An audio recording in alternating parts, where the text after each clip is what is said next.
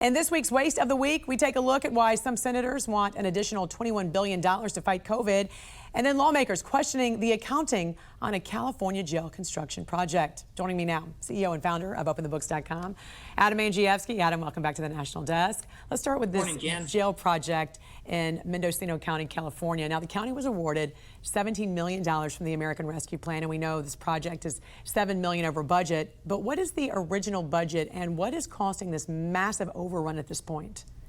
So the original budget was just shy of $30 million. This is a small county. The jail would serve approximately 60 inmates, and everyone agrees that they do need to upgrade it.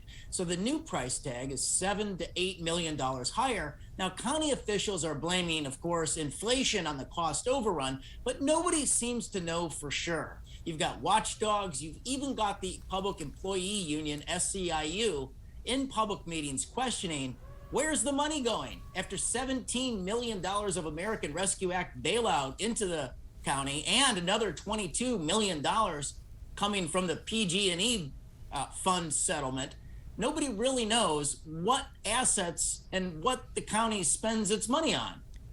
And this is a little complicated too, Adam, because apparently there are 3 sets of books for Mendocino County.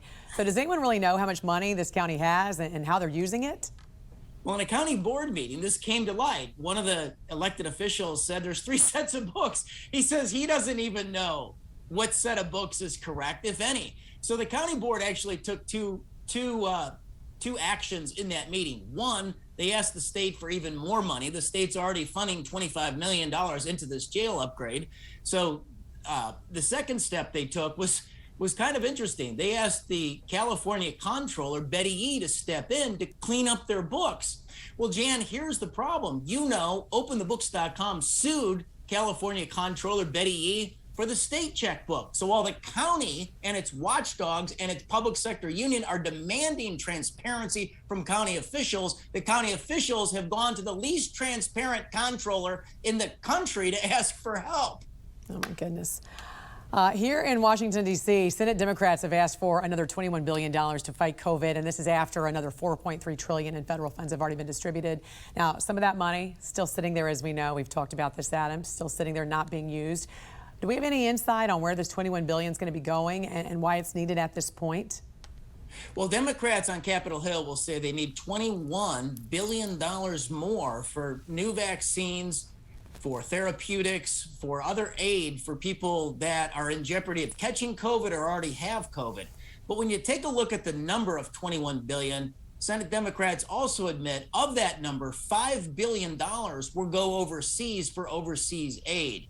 And so Republicans have said, look, any new COVID aid, you're going to have to repurpose the funds from the $4.3 trillion that's already been allocated. Yeah, because some lawmakers who are against this proposal say this is just another example of politicians using COVID as a blank check to fund whatever they see fit under the guise of COVID protection. What's your thoughts?